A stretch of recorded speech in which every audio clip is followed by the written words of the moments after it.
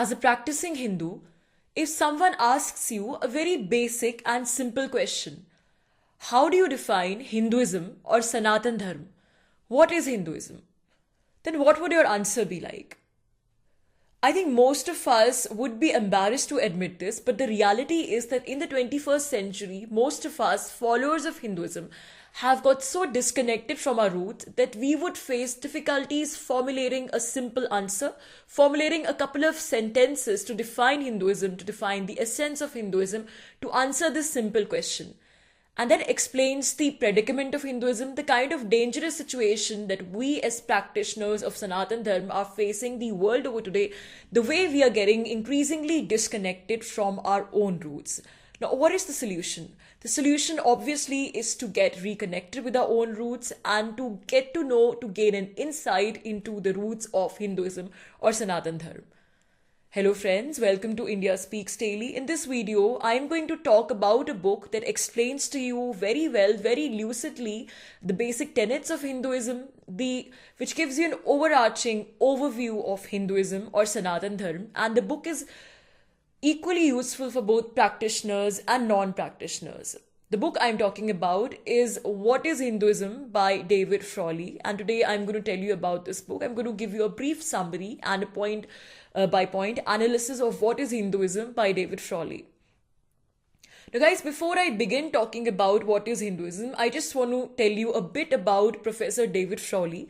Dr. David Frawley is in fact a renowned scholar, a very well-known scholar of Hinduism, of Vedanta, of Sanatan Dharma throughout the world, and he has even been felicitated with the Padma Bhushan by the government of India in 2015.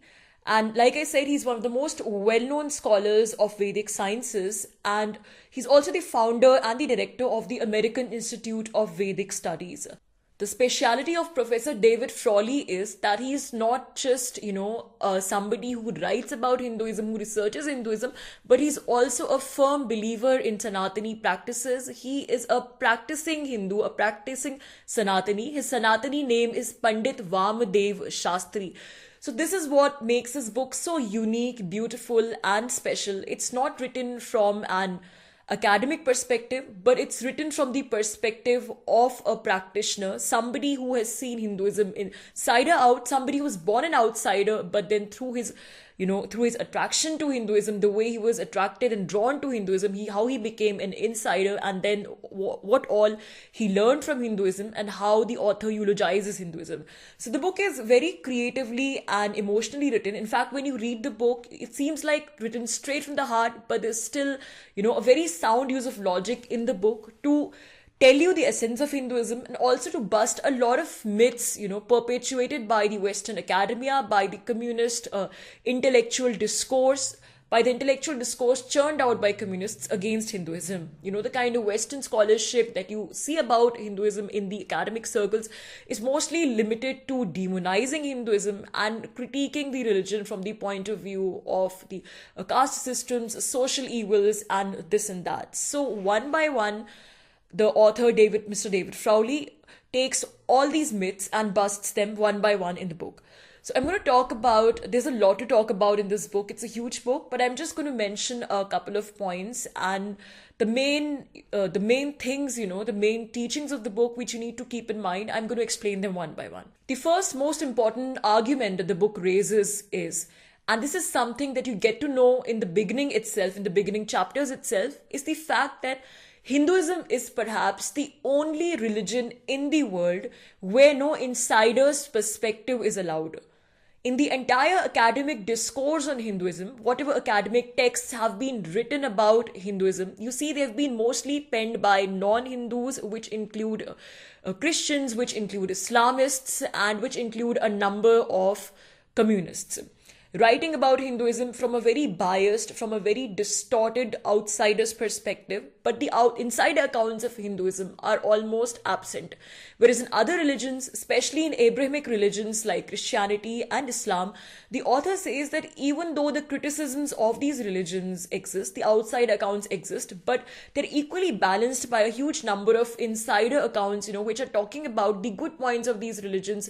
You've seen a number of accounts, talking about Islam and Christianity like that, talking about, how progressive these religions are, or what the progressive elements of these cultures are, etc.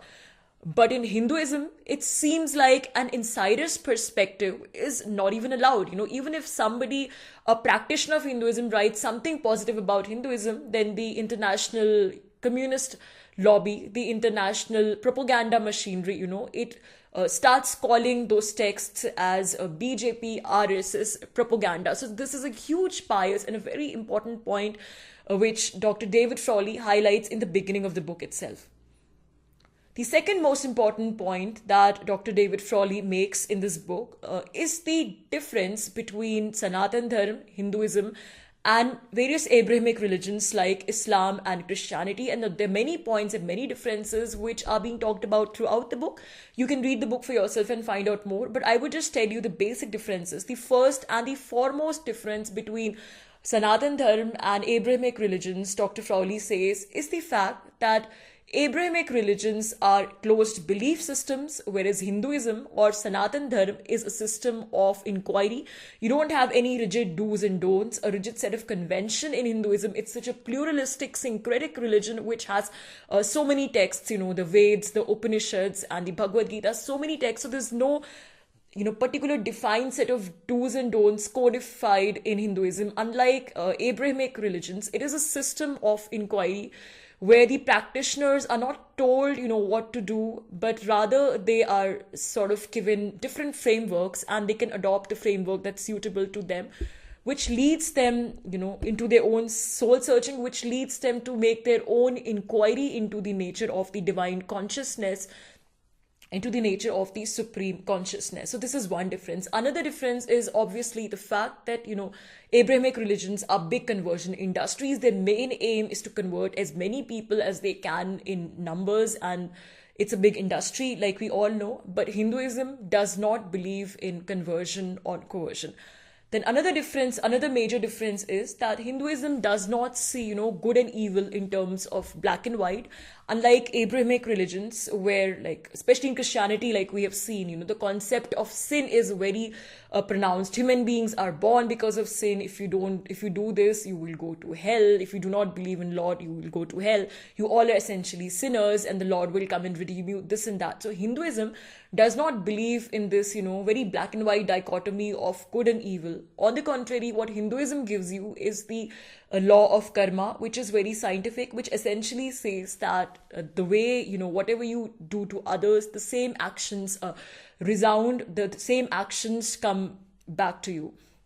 So there are many other differences, like I said, which you can read about in the book. The third important point that Dr. David Frawley makes is the fact that Hinduism is a scientific religion. And I think this is a very interesting area of research, something which we need to explore more in academic studies of Hinduism. So he says that unlike Abrahamic faiths, which are, like I said, closed belief systems, Hinduism is a system of inquiry. Now, the term scientific religion itself sounds like an oxymoron because in popular Western discourse, Hinduism is projected as a rigid religion bound by rigid conventions and, something which is superstitious, rigid, and this and that. But the reality is, Dr. David Frawley says that Hinduism, in fact, constructs an entire new science, pioneers a science of spirituality, which is very different from the Western conception of science. The Western conception of science, the author says, is, very unidimensional and very simplistic. The way a Western world associates scientific progress, scientific discoveries with progress and discoveries made in the external world, and a very parochial, very myopic vision of rationality and objectivity, which the Western world has. Hinduism completely rejects that. And Hinduism, constructs a new science of spirituality, which is very different from the perception of the Western world of science. Hinduism is a religion which does not tell its believers to follow this and that, but rather gives them different instruments, like I said, to find out their own truth and to become one with the supreme consciousness, with the divine consciousness. Then the law of karma, which I mentioned in the second point as well, which Hindus follow, is again very scientific, the whole principle of law of karma, that the good, whatever karmas you accumulate from your past births, whatever kind of actions you've done, if they're good actions, then you will accumulate good karma. If they're bad actions, then you accumulate bad karma. Generally, you do both good and bad actions. So it kind of gets balanced out, and then, you get equal kind of results in your future. So this is something, which scientifically also makes a lot of sense, even from the standpoint of Western science for that matter. And it kind of reminds me of one of Newton's laws, that for every action, there's an equal and opposite reaction. Then fourthly, the author explains very well the essence of Hinduism or Sanatan Dharma. Although it's a bit complicated, concept to understand, especially if you're new to the whole concept, because the language is very philosophical and sometimes it can get dense. But then the author reiterates his points so many times that I think the basics you can understand. So in a nutshell, the author defines Hinduism as, what is Hinduism? Hinduism basically believes that everything, every object, whether it's nature, trees, animals, birds, inanimate objects, human beings, everything is a manifestation of divine consciousness. There is, nothing which is separating us from the world of the divine. Hinduism does not believe in this kind of a separation, between human beings and God, that you are human beings, so you're different, and you just have to, worship the God, but you're never capable of achieving that godliness. No, human being tells you that everyone, all of us, in fact, have the manifestation of divine inside us. The divine lives inside all of us. All we need to do is to, through meditation, through spirituality, through whatever instruments of practice, all we need to do is to submerge our individual consciousness into that higher consciousness, into that divine consciousness. The ultimate state of human beings is not,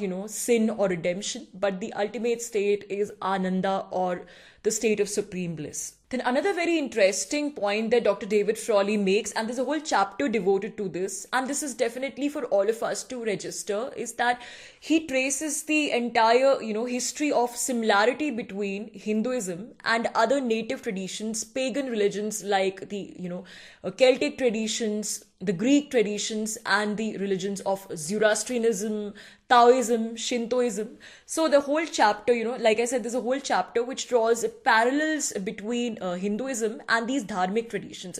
He calls all these native traditions dharmic traditions, as opposed to Abrahamic religions, which are closed belief systems. So Dr. David Frawley also makes this case that since Hinduism is the only surviving, the oldest surviving dharmic tradition in the world, it in fact needs to become a spokesperson for all these other dharmic traditions, for all these other pagan religions which have either disappeared or are dying a slow death.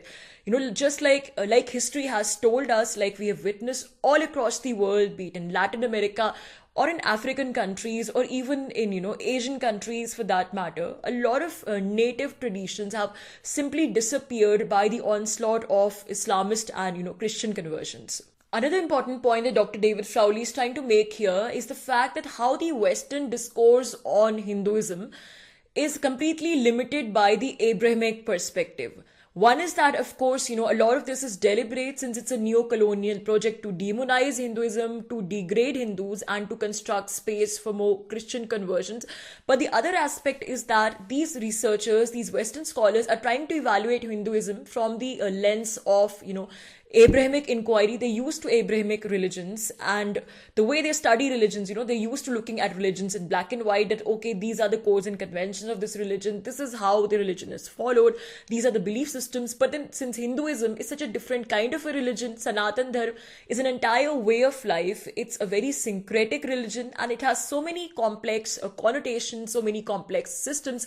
We have so many different texts that it doesn't fit, the simplistic lens of Abrahamic analysis. So that's where the Western scholars, even those who are, meaning to do well, they end up distorting Hinduism. Then there's a whole chapter dedicated to the concept of Divine Mother in Hinduism. Guys, these days there's so much of talk about feminism, and when it comes to feminism, ironically, Hinduism is always placed, as a stark opposite to feminism, that Hinduism is patriarchal, our customs are made fun of, and our customs are called, rigid and patriarchal, and this and that, and they don't give any agency to women. But ironically, Dr. David Frawley says that Hinduism is the only religion of the world, perhaps, that gives so much space to the feminine voice, that has, such an important conception of the divine goddess, the tradition of Shakti in Hinduism, and the tradition of goddess that we have. No other religion in the world, has so much space, has given so much space to the feminine, just like the way Hinduism has given, primacy to the feminine power. Be it Islam or Christianity, there's no conception of a female god in any of these religions. Okay, in Christianity, you have the Mother Mary, but then even she, is not projected as the main god. She's just glorified a little bit as the mother of Jesus Christ. But like I said, in Abrahamic religions, there is no conception of female goddess, whereas in Hinduism, the female form is worshipped as a divine. So this is a very important point that we need to remember, that Dr. David Frawley makes in What is Hinduism. This is in fact a very beautiful point that the author makes in the book, that Sanatan Dharma or Hinduism has an answer to many topics, so many issues pervading the international discourse, the global discourse these days, be it the issue of feminism, multiculturalism, environment protection, protection of nature, wildlife, ecology, green energy, climate change, so many issues. If you look at the roots of Sanatan Dharma in its practices, in its scientific practices, has an answer to all these questions, all these issues. But the irony is that we have become so distant from our roots that we are not able to apply the traditional knowledge and wisdom, and we're not able to make those connections, between these contemporary issues and the traditional Sanatan Dharma wisdom. So all we need to do, Dr. David Frawley says, is to revisit, the practices, the glorious tradition of Sanatan Dharma, and to reconnect with our roots, and a lot of it will be helpful in solving these global problems as well. Then the most important point, and the point which I like the most about the book, which the book makes and which is relevant to all of us, to all Hindus, is the fact that he says that Hinduism is the religion of the future. And this is a major statement, because I think currently we all are grappling with the complex issue of conversion, the way Abrahamic religions are trying to convert Hindus. But the fact is, Dr. David Frawley says, the very fact that Hindus do not try to convert covertly, but the power of a religion, the attraction of a religion, because it's not just about, a set of dogmatic beliefs, but it is an entire way of life, yoga, Ayurveda, so many dance forms, music forms, artistic traditions. The power of a religion is, it's so magnetic, the power of Sanatan Dharma, that people the world over, even if they're not formally becoming Hindus, they're getting attracted to our culture, they're getting attracted to the Hindu way of life, and they're adopting many Hindu principles and practices. So Sanatan Dharma or Hinduism is definitely the religion of the future, he says. And just as across the world, so many dharmic traditions, so many native traditions are making a comeback. So it's the same case of Hinduism. And why these dharmic traditions are making a comeback? The reason is that people the world over, especially people in Europe who follow Christianity, they are tired of, these rigid conventions and rules.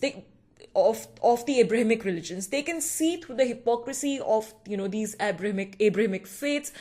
And that's why they want something, which is simpler, something which actually, is shorn of all this rigidity, and something which makes them connect to their inner selves in a more real manner, something which gives them more agency. So Hinduism is more appealing to people the world over, because it is not a dogmatic system. In fact, it leads them to self-introspection, and especially to young people, if communicated in the right way, in the right manner. Hinduism, the author says, Dr. David Frawley says, can be very appealing to young people, because Sanatan Dharma is an entire culture. It is an entire way of life that, like I said, encompasses so many different forms like dance, music, artistic traditions, sculpture, science, astronomy, astrology, so many different thoughts. And so it gives young people, an entire system of life to fall back upon, and, different exciting sort of practical possibilities and theoretical possibilities with their life. And it gives them a chance to, seek spirituality on their own terms, to merge with the universal consciousness. And lastly, the author emphasizes somewhere towards the end of the book that Hindus need to keep a track of the academic representations of Hinduism.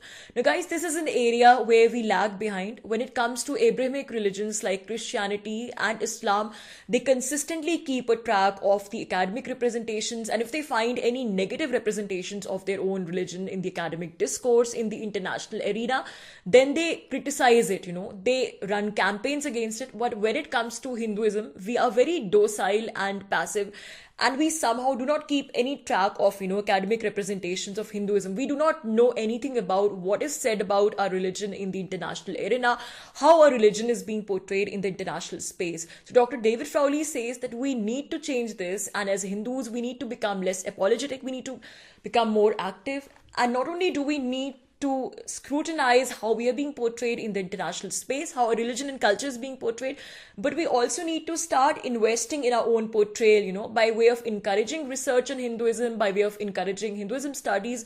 Now, it's in fact very surprising, it's very weird that, so many Indian billionaires and multi-billionaires, they donate large sums of money to universities like Harvard, whereas Rajiv Malhotra says, anti-Hindu rhetoric is being churned out. But these billionaires and multi-billionaires do not fund any activities, for encouraging positive studies about Hinduism by Hinduism practitioners within India. So we need to really, the government needs to think about this, and the private think tanks, the corporates need to think about this, to invest more in, positive portrayals of Hinduism in the academic space from a research perspective. And lastly, Dr. David Frawley rightly says that as Hindus, the time has come to become more politically active, to seize the political arena as well, because the way Hindus are being targeted for conversions the world over, we can no longer afford to be passive. And by becoming a Hindu activist, by being, more sort of active politically, this does not mean that we are becoming violent or anything. It simply means that we are trying to address the negative propaganda that's being directed at our religion, that's being directed at our culture the world over. So guys, that's it for today. There's so much I can talk about, when it comes to this book. It's such an exciting book, and I think everybody should definitely read What is Hinduism by Dr. David Frawley. This video I did in English, but I'll definitely try to do the same video in Hindi as well soon. Thank you so much for listening. Bye for now.